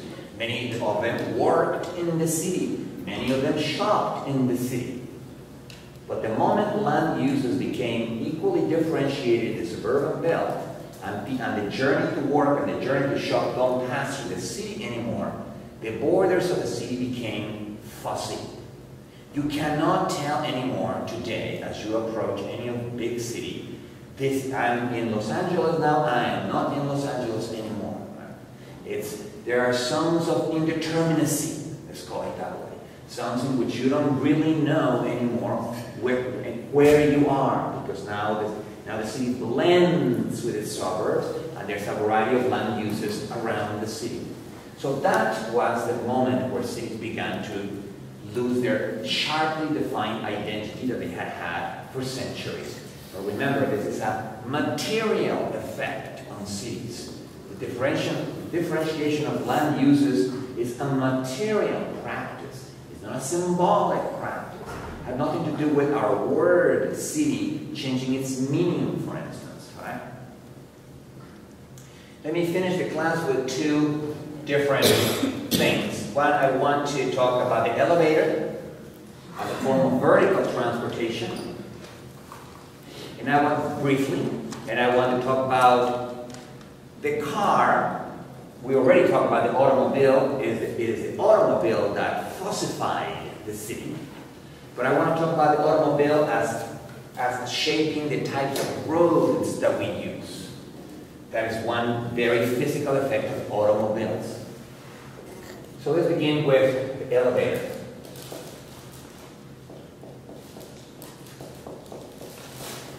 It's vertical transportation. Elevators in the form of simple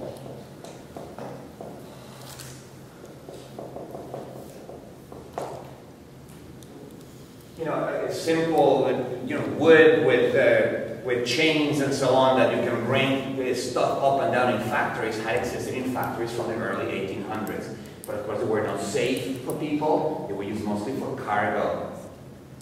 And they did not have any kind of mechanized way of making sure that the chains are not going to break and so on. And for as long as people were not using them every day, that was not a problem.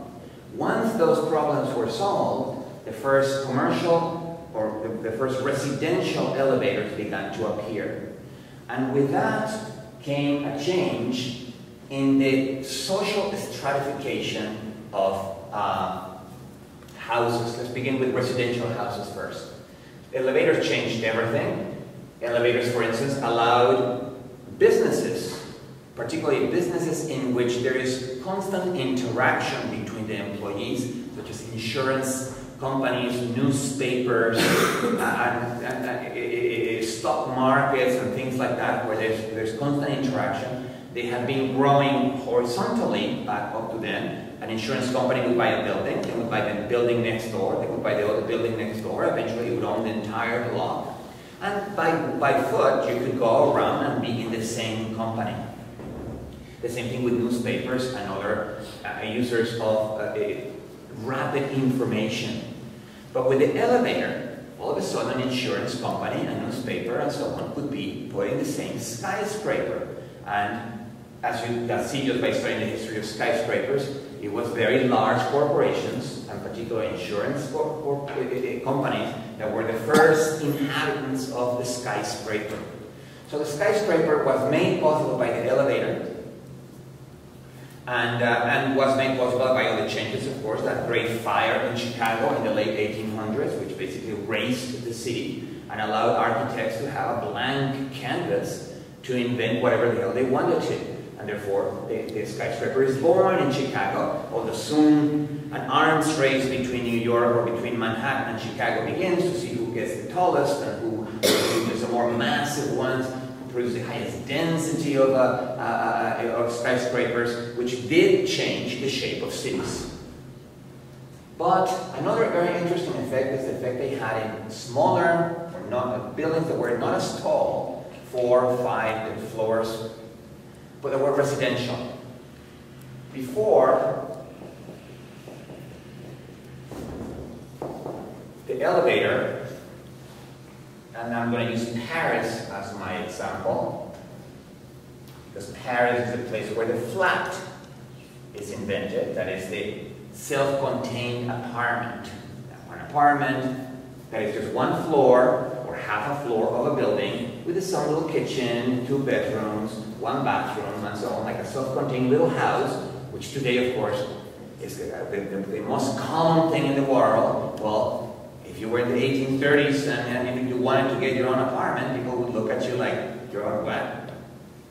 The apartment didn't come along until around the 1840s. And the first apartments were like this. The first floor may have been reserved for retail or for other purposes, or even for businesses. That is the street floor. The first floor was for the richer, or the richest. And as you moved on, because of course you had to go through stairs, your social status lowered up to the point where you got to the largest floor, and I'm drawing an incredibly enormous building here, all the way until you got here, and the help, or the servants were housed on the top floor. And so apartment buildings were socially stratified. The first floor was dedicated to a variety of things, including because it's facing the street, and so you can actually rent it for a variety of things. But the first two floors were for the very rich. The middle class would be sandwiched in the middle, and then the poor people working as servants would be at the top, having to go all the way the stairs and all the way down the stairs. After the elevator, this gets turned upside down. The first time the idea of the penthouse is born, where the highest floor is the one that connotes the most prestige, the one that you know, and the middle class are still sandwiched in the middle, and the help is perhaps sent to the lower floors. This, of course, varies for the architecture of the apartment building. You could have special little rooms in the penthouse for the servants and so on. But what I find interesting is by the creation of a system of vertical transportation, the entire social stratification of apartment buildings changed. Running out of time here. So let me just indicate then one more thing about cars.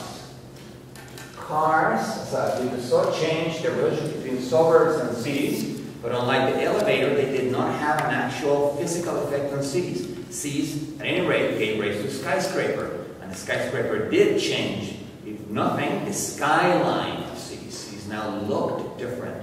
And of course, cities could be now packed with more people because they were not just extended horizontally, they were now going also vertically. The automobile did not really have that much of an effect on buildings, but it had a fantastic effect on roads. Up to 1900, most roads in the world are basically flattened earth. There are a few streets in the center of town that are paved with stone, to be the fanciest streets, but hard surface asphalt streets, of course, did not exist. Those begin to dominate, those begin to grow and begin to dominate the population of roads, if you want to put it that way, by the 1920s. And asphalt grew as the population of cars grew. In addition to creating a much larger portion of the planet covered with asphalt for them to circulate, the cars began to create two new problems for the road because of their circulation. Whenever there were intersections,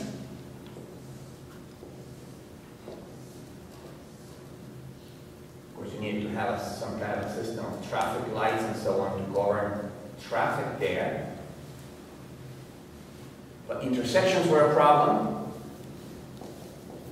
And as the volume of cars began to increase, it became more of a problem. Traffic jams, everybody knows. In fact, computer simulations show that depending on the amount of time that you spend at a red light, there's a limit, almost like an intensive threshold, similar to the one we were talking about, at which traffic jams are created. Like if you have your red lights and so on perfectly coordinated with computers and so on, you can create a continuous flow of cars. But people back then, and even still today in many cities, don't get traffic lights correctly. They don't think of them as a system.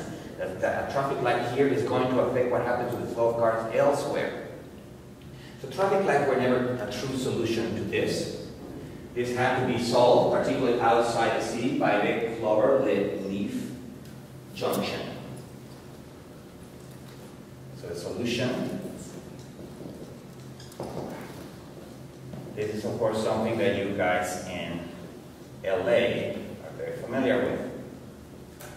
It's basically elaborate systems of bridges. So you don't really have intersections anymore, so that one can go over the other and then go around and enter into this road, and then you have the opposite, one going underneath, going around, and to that side of the road.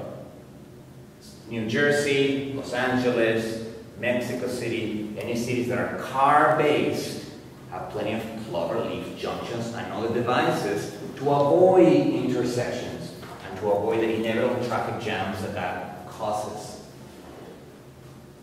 Another problem was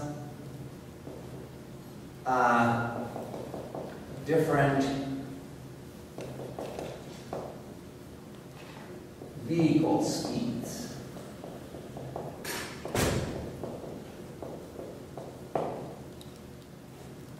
Prior to the automobile, speeds were basically the same. You had carriages driven by horses, you had the omnibus, you had the trolleys, and they were all going roughly at the same speed. But now you have some older cars going very slow, some newer cars going fast, and in particular trucks transporting cargo going much slower than cars. Now the solution here is of course the multi-lane road, multi-lane, multi-speed.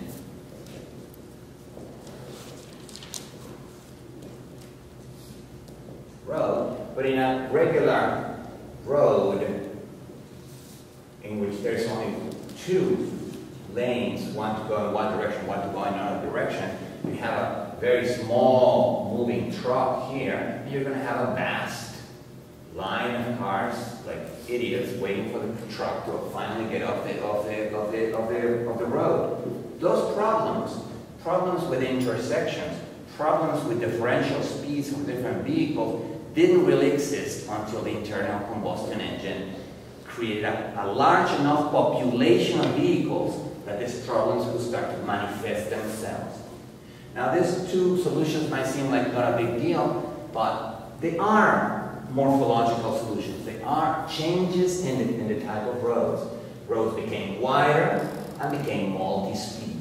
You know, a lower speed track or a lower speed lane, a medium speed lane, and a fast speed lane. Anyway, guys, there are many other things that could be said about energy, motion, and speed, but I'm going to have to stop right here. We're going to be talking about speed a little bit more on the next class because speed and warfare are also very closely related.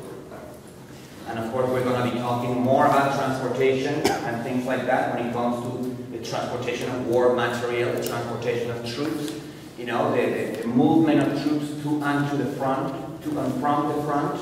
So we're going to be connecting with this on Saturday morning.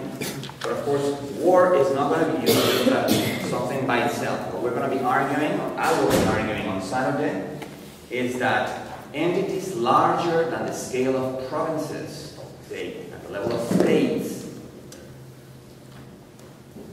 on average, not always, not deterministically, but probabilistically, have been stitched together by warfare, creating large empires, large kingdoms, large nation states is typically done by warfare. And even in those cases where the provinces come together amicably, come together as friends, come together as part of an alliance, a coalition, like the 13 original colonies in the United States, that after the War of Independence, but that was not a war among themselves, it was a war against a colonial power, amicably came together and formed the United States. Even in that case, there's always a problem of secession. And secession is something that happens to a territory. It's a part of a territory that wants to secede. Just like the South wanted to secede from the North over disagreements about the legality or illegality of slavery. And when part of a country wants to secede, one way of keeping the country together is through a civil war, just as happened in this country. So we're going to be talking about war. We're going to be talking about the effect of war on cities, certain areas, certain parts of history in which cities are the direct target of warfare, and therefore warfare is siege warfare. And we're going to be talking about how sieges affect both the time and space of cities, both in the form of curfews and in the form of restricted zones that now civilians cannot enter during the siege, and therefore they changed the spatial and temporal organization of a city. Hours of the day where you can walk around, hours of the day where you cannot, after curfew, where you cannot walk around. And then we're going to talk about how, for different strategies and tactics of warfare, cities stopped being the target of cities, right, during Napoleonic warfare. So we're going to be talking about the effect of cities. We're going to be talking about military architecture. That's another area of architecture that I actually know something about, as opposed to regular architecture that I don't know anything. But we will see how different types of weapons, and specifically arms races, which are a form of mutually stimulating dynamics, a form of positive feedback, have shaped cities, or at least have shaped the defensive fortifications around cities throughout history. So it's going to be war, but war trying to explain the largest entities that we've been talking about, nation states, kingdoms, and empires, as well as wars as they affect the military aspect of cities. Okay? But questions about motion, questions about speed, questions about energy will also be prominent Saturday morning. Okay? Now before I end this class, I need to remind everybody that on May 5th,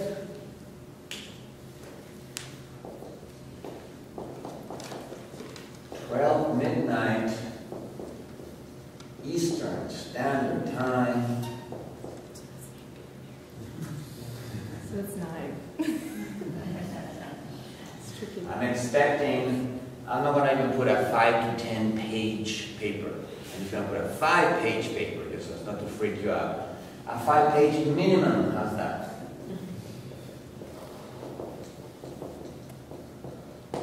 Single-spaced 5 pages of text, not including images. Don't fool me with like really pretty images and you put the type nicely surrounding the thing. Ooh, it looks like a magazine. I don't care about that. I want 5 pages of text in which you are showing me that you can explain a particular historical episode in the life of a city, any city, from any part of the world. It doesn't have to be the history of the city from its beginning to the end. It can be a particular episode. It can be, a history of Seoul after the Japanese occupation, the first 20 years. Or as one of my students in Prague suggested, where I'm just going to be studying Hiroshima, and how it was reconstructed after the nuclear attack. Which I think is a fabulous subject, because you cannot get any more material than being vaporized by an atomic bomb. But then again, the whole problem of how, is it the same city that you're building, since the whole city was vaporized? Is it now the memory of everything that has happened here, including that horrific event, that is allowing citizens to move in? So that paper will be written perhaps only about a 10-year period. And yet, as I told them over an email the other day, it is a perfectly good subject. The period of time that you study can be as short as you want to. It just needs to be a period of time where there is something problematic. There's something that calls for explanation. And in which you are going to use only entities valid in class. Persons, communities, organizations of different types, alliances or coalitions of communities, as in social justice movements, hierarchies of communities, as in social classes, networks of organizations, whether industrial, commercial, financial, hierarchies of organizations, as in the federal government, cities, regions, provinces, nation-states. Please, let's not talk about capitalism or the global capitalist system or society as a whole, okay? Because if you use those terms, what you're basically telling me is, I slept through a class and I didn't really understand anything that you said. So obviously you're not going to get a very good grade. I need to know whether you can use concepts from class and that you can think materialistically about a city, at least for the time being, for the amount of time that it takes you to write that paper. If I did not convince you that materialism is the right philosophy to take, that's fine with me. This was not an indoctrination class. We were not supposed to come out of this class all, hey, materialism, let's all be materialists. Right? You can go back to all bad philosophical habits if you want to. I will get you at some other point. But for the writing of the paper, you have to humor me. I'm an older person. Humor me, okay? Be a materialist for at least the next 2 classes and at the time that you're writing your paper. After that, you can do anything you want. You can even join the Church of Scientology. You might even be able to meet John Travolta and who knows, maybe Tom Cruise. Huh? That's much more fun than being a materialist, that's for sure. So, 5-page minimum, explaining, giving me an explanation, not a description. So I don't want a bunch of dates, and this city was founded back then, and then it had so many people by that year. That's descriptive stuff. Of course you have to put some descriptive stuff, but I need you to find, in particular if people can spell words correctly, that would be a nice thing to do. Explaining a historical episode in the life of a city. I don't want descriptive papers, I want explanatory papers, because I'm sure you would agree with me, what we have been doing for the last 8 days, for the last 2 weeks, is explaining things. Explaining why colonialism triumphed in America. Explaining why not China or Islam were the ones that are able to most profit from migration and from colonization. We have been trying to explain things. And you may agree with my explanations. My explanations may in fact have shortcomings, have things that need to be fixed. Every explanation is incomplete, but I have been trying to give you explanations. This has not been a descriptive class. And finally,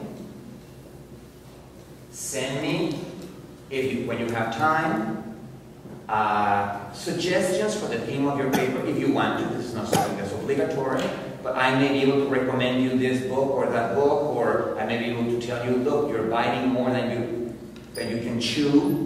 You know, this is an enormous subject. You will never finish it by May 5th.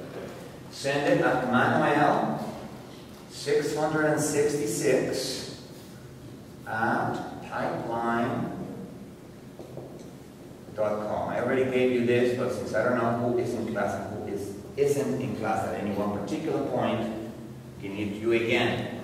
You can start writing to me starting on Monday when I get back to New York. Okay? Questions?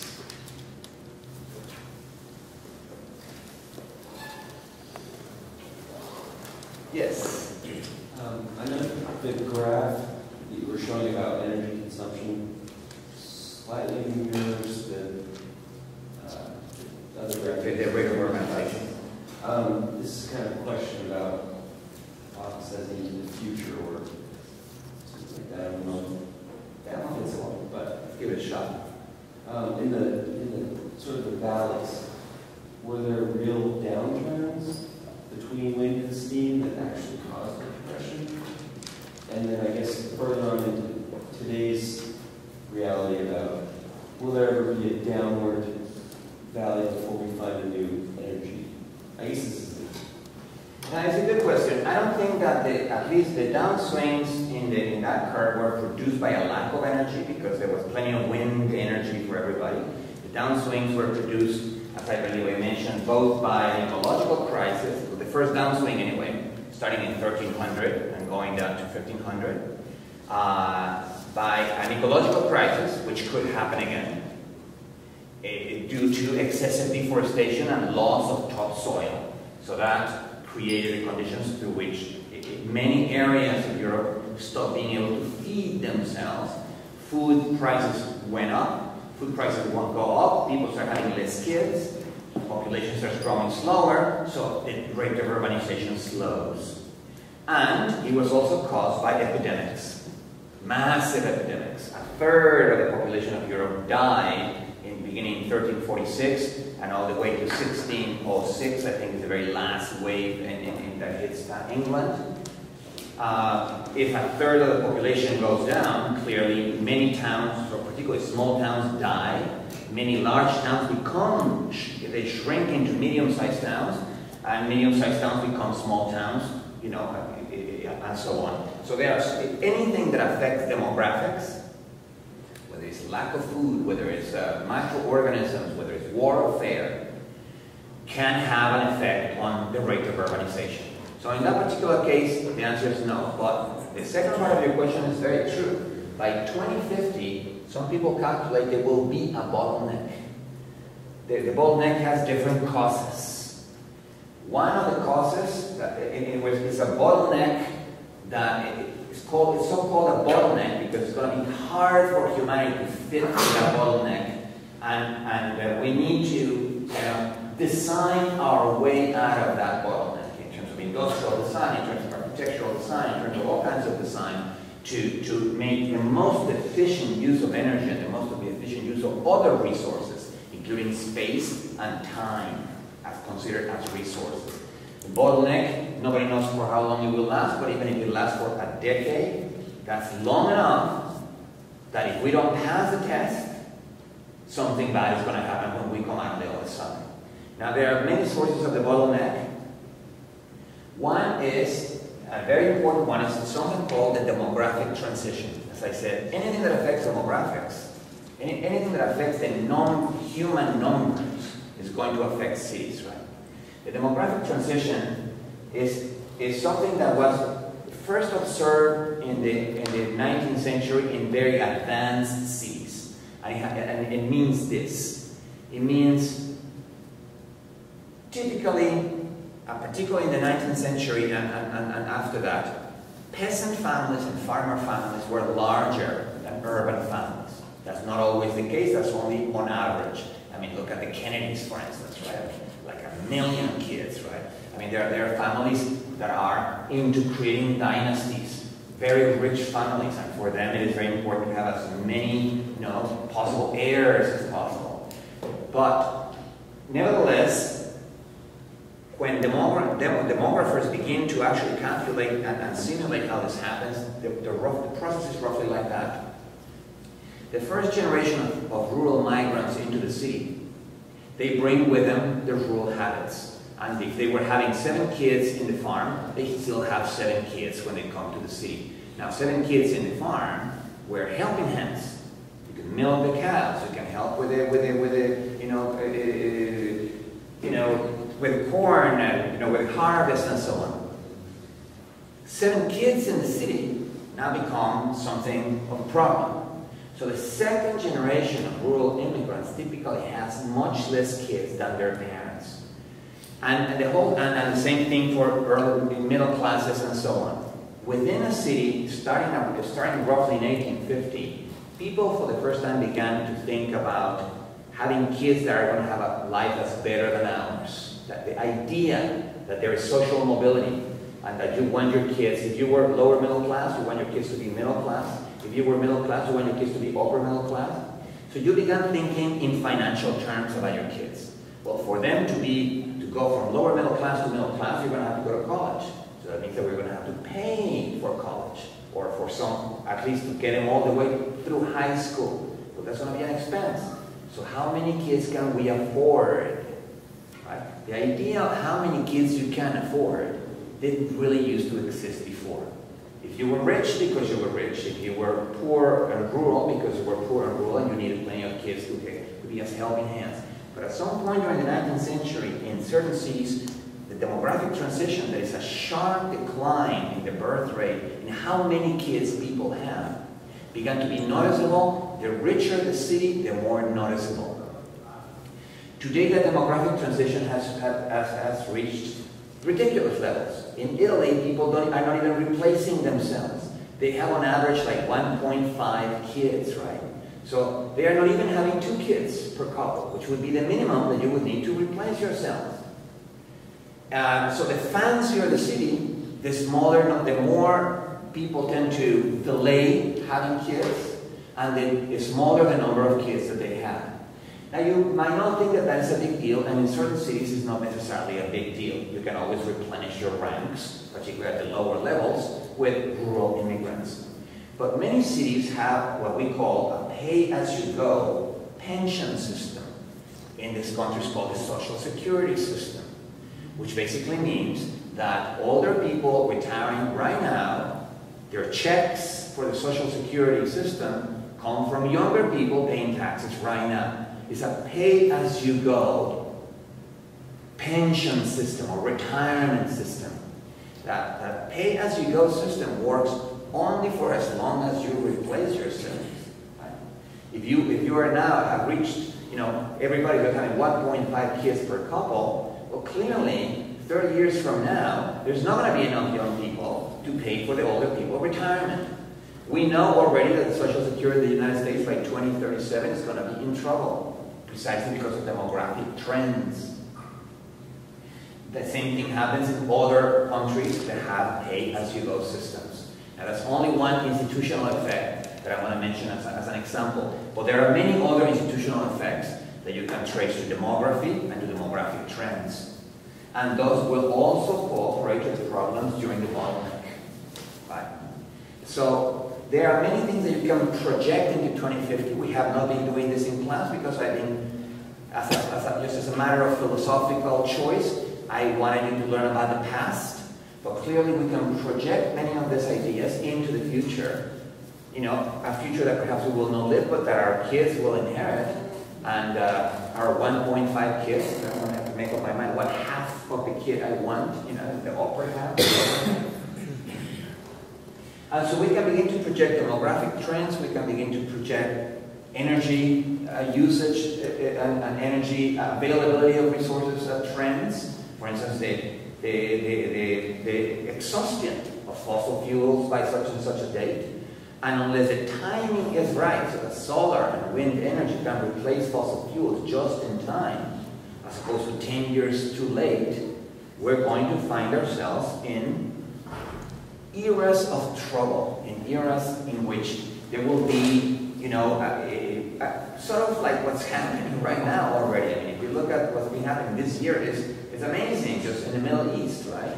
In which rampant unemployment finally reached the critical point, and then it became contagious throughout the region.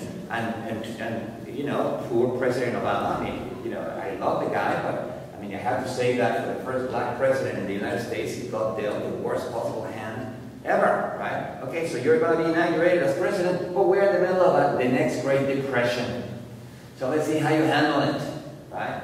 And it inherits 2 wars, and now inherits perhaps the most intractable problem possible, which is how do you help those people in the Middle East without it being America, the Satan, who is coming in and determining things that happen there. You need to be like an incredibly shrewd and skillful politician. So we're beginning to get a taste of things to come. These types of things are going to be happening perhaps more and more often as we move on. And as designers, you guys are going to have a say. Not necessarily that you will be the solution, but you will be part of the solution, because new ways of building houses, new ways of inhabiting space, new ways of distributing people in space are going to have to be invented in order for us to be able to. This is one aspect of the problem, but it is an interesting thing to start thinking about it, to start projecting demographic and other trends,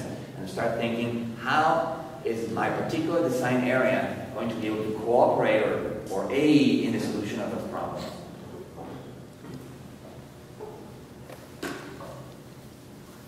Yeah, guys?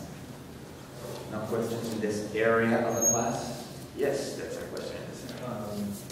What do you think about, so there's kind of a flight outside of the suburbs because there's a lot of the amenities that are available in the city are available in the suburbs. What are your thoughts about the way that, in a hierarchical way, a government put in, like, not stipends, but incentives for companies or businesses to move back into the city, that kind of determinism, what do you think? Well, it can work, and in fact it has worked. I mean, many of our cities, say New York City, when I moved in the 70s, was in the doldrums. Now, literally, right? I mean, it was the crime rates were skyrocketing. There was a flight to the suburbs in general. There were neighborhoods, entire neighborhoods, like the South Bronx, dilapidated, and there was no incentive whatsoever for landlords to fix those buildings. Because there were not enough, people that could pay for those apartments. And today, New York City is not doing so bad. Many areas have revived. Areas of Central Park that were completely obliterated, and no one could go there unless you wanted to get mugged on purpose. Now are like areas where you can walk. And part of it was on precisely via incentives and tax breaks and things like that. Fixing the school system, of course, so that your kids don't have to go out to the suburbs to go to school. But as much as I hate Major Giuliani for his zero tolerance politics, he went a little too far on his zero tolerance thing. He, as part of a series of mayors of New York City, did manage to change the tide. And he did manage to get a lot of people to get back from the suburbs. Today, many of those neighborhoods are filled again. In fact, Manhattan doesn't have any more space. That's why Brooklyn now is flourishing, and all the places nearby are flourishing because no one can really find an apartment in Manhattan anymore. So those things work. A nicely timed government intervention that it is also, that it has enough political capital invested in it so that it will last long enough to have an effect. Because many times politicians do things like, well, we're going to do a tax break for 1 year, to try to get people back, and between the time where you say that on TV and people actually get the news, that year is gone and it didn't really happen. These things tend to demand commitments from government organizations to at least a 5-year, 10-year period, a period of enough duration to have a real effect. And I think that can be done. In some cases. The case that would contradict what I'm saying would be the case like Detroit. How do you fix Detroit, right? My only time that I was there, it was amazing to me to see that city, right? You get to the very center of town where the General Motors buildings and, gleaming towers of glass and so on. But of course, you can see almost like the people commuting directly to the fancy suburbs and going directly to that area and never stepping into the rest of Detroit. And then the rest of Detroit basically like a war zone. Now, how do you fix that? There's all kinds of proposals. Let's create urban gardens. Let's create, it's an interesting place for experimentation, clearly, since the rents are so cheap, the spaces are available, and the government is actually basically begging people to move in to try to get that going again, but clearly they have not been able to do it, right? And the ideas they come up with, like, let's legalize gambling so that tourists will come in here to gamble. I mean, how exactly is that going to do the job? I don't understand, right? What you need is to begin to promote the creation of economies of agglomeration, right? Of networks of small businesses that begin to grow together and begin to profit from being nearby to one another, and therefore begin to attract people to live, because now the journey to work and the journey to shop can be done in a relatively small area, and neighborhoods can begin flourishing again. I'm not sure why the government, I've never really studied the history of government interventions in Detroit. I'm sure they have tried to, and I'm sure there have been several failures. But even failures are instructive in the sense that we're talking about history here, because you can learn from what didn't work, right? And so Detroit would be an excellent city as a case study of something that is so depressed and that are caught into a downswing, a constant downswing, and that you cannot inject enough energy and enough ideas to get it out of that funk. And New York could serve as an example of a city that did come back, where the downtown area was revived, although, as you may already have noticed, Many of the parts have been revived by becoming Disney-fied, like Times Square. Times Square is not what it used to be, right? I mean, not even the prostitutes are what it used to be. Like wearing like Mickey Mouse, ears and stuff. That's like a big turn off to me. It's like, Minnie, please. So not everything in New York has worked the way it's supposed to work, but New York is back. New York is alive. New York still it has an art scene again, and people want to live in the city as opposed to in Westchester or other suburbs.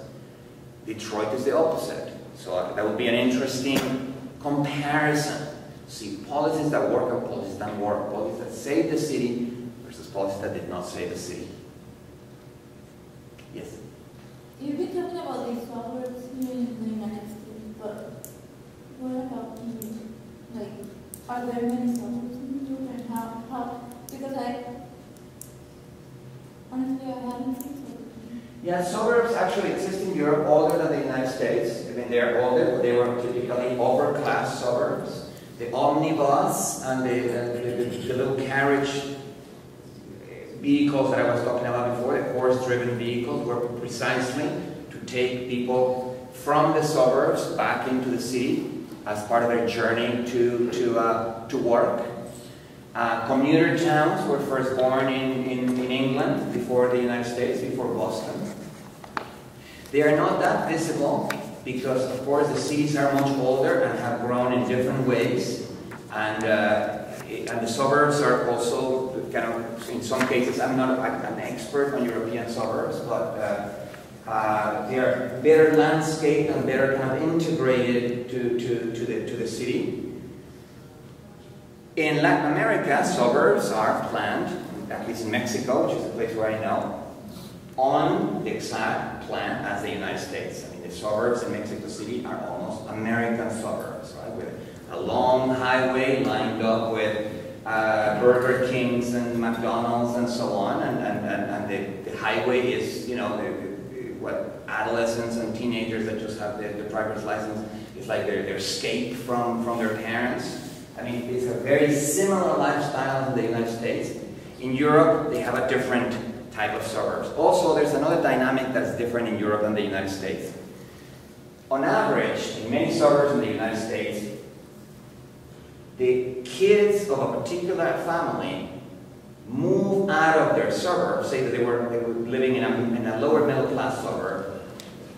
Because of social mobility, they become richer than their parents when they inherit their parents' house. They sell it to someone from the lower middle class, and they buy themselves a larger house in another suburb. So there's a kind of movement of generational movement from one suburb to a better one, and therefore the older house now gets inhabited by people from the city, from a slightly lower class. That has a lot to do with the mode of ownership of houses and the ease with which they can be transferred from one generation to the next, and they can be sold. In Europe, that generational movement doesn't exist. So that also affects the shape of their suburbs. But to be quite honest, I don't have like a super good answer as far as being able to tell you right now. Suburbs in Italy have developed this way, and in France have developed this other way. But the book that I mentioned, The Continuum of City by James Vance Jr., has a very good chapter on that. If we go back to the earlier classes about assemblage theory, how would you classify the House of Representatives or the House of Commons or something as a combination of sort of a hierarchical network and a solidarity group? And I suppose that leads to the question, within an assemblage, can you have ruptures or breaks or dissensus within an assemblage, so it can be sort of, I don't know, cracked or broken or... Well, we kind of mentioned that before in another class when I think it was you who asked me whether networks can exist within organizations and vice versa, and we had already said yes to that question when I said a typical small town, a typical community in a small town is really not just a community, it's not just an interpersonal network, it's an assemblage of families. And families, whether it's the nuclear family or extended families, are in fact organizations, are the minimal form of an organization, right? In the sense that whether it's patriarchal or matriarchal authority or shared authority, kids had to obey. There are commands that come from the parents, and and kids have to obey, and it's an institution, the institution of the family. So that a real community actually is an assemblage of small organizations, small families. And vice versa, a very large organization immediately, say with 300,000 employees, or perhaps even less than 50,000 employees, immediately begins to generate networks of colleagues within the organization. So the accountants begin befriending the other accountants, counting on them for technical support. You go to them for advice. I have a problem with this. You might actually make other friends in the engineering department because some of the problems that you're dealing with in an insurance company need some engineering input, and now you owe him a favor because he did this. And so networks of favors being reciprocated, networks of friends begin to form within the organization. And many times when you want to reform an organization, you cannot really just give a command from above. There will be a reform and there will be no rules. You first have to locate the most influential or most popular people in those networks, convince them, bring them to your side, and then use the fact that they are important, popular nodes in their internal networks to then help mobilize the rest of the organization for a change, particularly when it's a drastic change. So in the case of, say, the House of Representatives, clearly is an organization, a hierarchical organization. There is the head, but then there are constant and changing formation and breaking of coalitions, right? The coalitions may be within the Democratic Party or within the Republican Party, or they might be coalitions that incorporate both sides. They form around an issue, but for as long as they form around an issue, they form. If you could map the network within the House of Representatives, for instance, you would find that for certain issues, all of a sudden, a few of those people are more interconnected with one another and tend to interact with one another in meetings and so on, and nominate each other for certain positions in certain committees more than they would others with which they don't have alliances or quality or. So that would be an example of interpersonal networks forming and breaking apart within an organization that has a certain continuity of command that is not affected so much by those coalitions. Those coalitions typically tend to determine the outcome of particular bills, of particular laws that are passed, of particular changes of the law, but they don't tend to affect the way in which the House of Representatives is run. The regulations of the House of Representatives, which are now established partly in the Constitution, partly by precedent with past practice, right? So the diagram I drew there with persons going to organizations, going to communities, as I said from the beginning, was highly simplified, and in fact, the real diagram would have to be much more elaborate to consider these mixtures of networks and organizations. Yeah. Can we establish some sort of a time pattern that how long does a particular the automobile things, how it would affect the cities or the vehicle, the road patterns? Was there certain time, like 10 years? Like critical periods or something? Because the question actually is that since we know that automobiles started to affect the architecture as well, like the buildings as well, in terms of, for example, Le Corbusier started to get a lot of inspiration from automobiles. So his building started to take in the curvature of the circulation radius of the car itself, and the form started to take shape of those things. So, not to mention garages and things like that, that rooms for cars that were not part of how the residential houses ever before, or drive-ins. Right, in which you need to make a circulation for cars and then drive-in restaurants. Which we see in 1920s, not in 1850s, right. But we see that automobiles started to affect 1850s, right?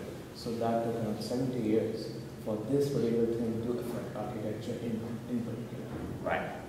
Yeah, I would think that the critical variable there would be the number how large the population of cars has become, and the density of cars in particular, the amount of cars relative to the amount of space that is available.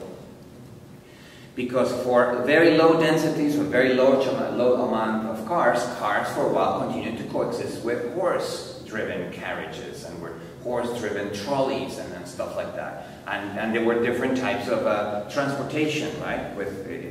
And for as long as there was a mixture and cars did not dominate the mixture, people didn't really have to adapt themselves to the omnipresence of the automobile. After that population reached a certain critical threshold, and I'm not sure if it's a sharp number or it's just something that you grade into, then all of a sudden the cars become omnipresent.